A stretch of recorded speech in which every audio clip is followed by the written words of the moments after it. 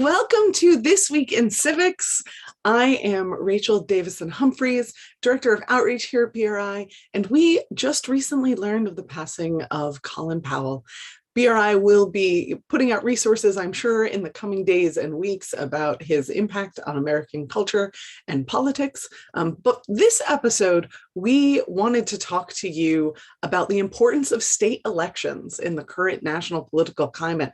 So the Bill of Rights Institute teaches civics. It's what we do. We know citizenship is hard work, and BRI is here to help. So every week, we let you know what's happening in civics, history, and at the Bill of Rights Institute. And we want to hear from you. So your questions on Twitter, Facebook, YouTube, we stream live to all those places, and we would love to hear from you.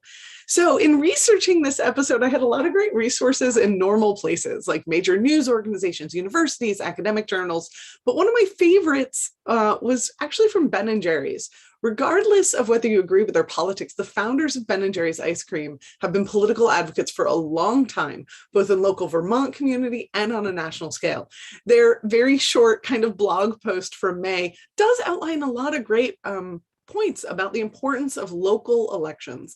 And so we link to it down below. Take a look at it. It may seem strange coming from Ben & Jerry's, but if you know anything about the founders, you'll know that that's actually very in line with their political interests.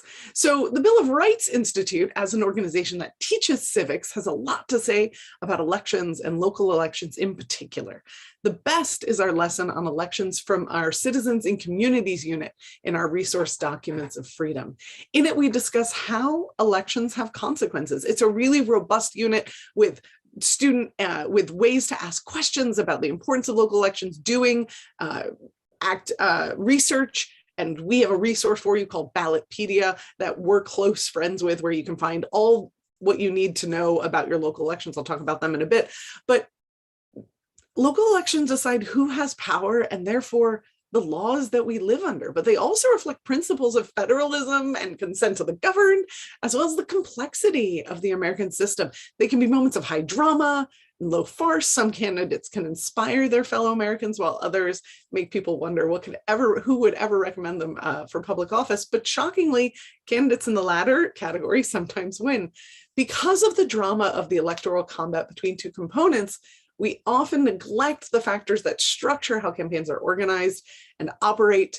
And that's where BRI comes in, is as elections happen, as your local elections happen, you can turn to BRI for how the structures of your local government are organized. And we're here to help both you and the students that you serve and your community understand those. And we have tons of resources, like I said, on voting and civic engagement generally. So as I mentioned, if you're really interested in local politics and elections, and you should be, we can't recommend the website Ballotpedia enough. We're going to put a link below to them and tag them on everything. They are a close friend of the Institute, and they have a really robust website which tracks local elections very, very closely.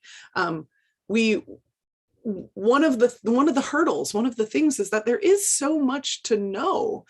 There's an initiative right now in my local district where the city has to pass a plan, and there's signs everywhere, vote no on Prop 5, whatever. And it was a lot of work to even figure out what this proposition was trying to say. And so as an active, engaged citizen, I really wanted to know. I went to Ballotpedia. They had all the resources for me to understand kind of how this proposition was going to work.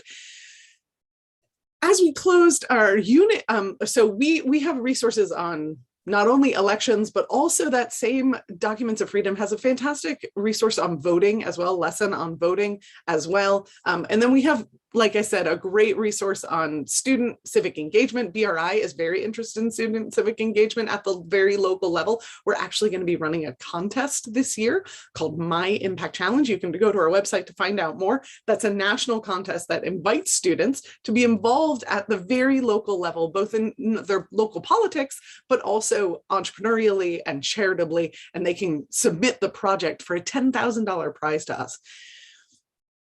Our unit on elections closed with this really wonderful paragraph, and I wanted to share it with you to kind of end our time together this morning. But Elections ultimately channel public sentiment and reinforce the principle of self-government. Concerns about the legitimacy of elections should be taken seriously, but ultimately elections point to our responsibility as citizens to exercise our right to vote thoughtfully. There is no perfect political world where candidates refrain from attacking their opponent or where campaigning doesn't cost money. If citizens can't critically evaluate the merits of candidates and can be manipulated with emotional appeals financed by campaign war chests, then there's little reason to trust voters at all. The framers of the Constitution believed that a system based on the consent of the governed was not only possible, but also necessary for a free society to govern. It's our duty to prove that their faith was not misplaced. As we continue on in this great American experiment in self-government, BRI is here to help you understand and to teach our shared principles in history. So almost every week, I'm here on Mondays talking through current opportunities and the news. So please go to our website and sign up. Citizenship is hard work, but BRI teaches civics, and we're here to help. So like, subscribe, comment, and I will see you next week.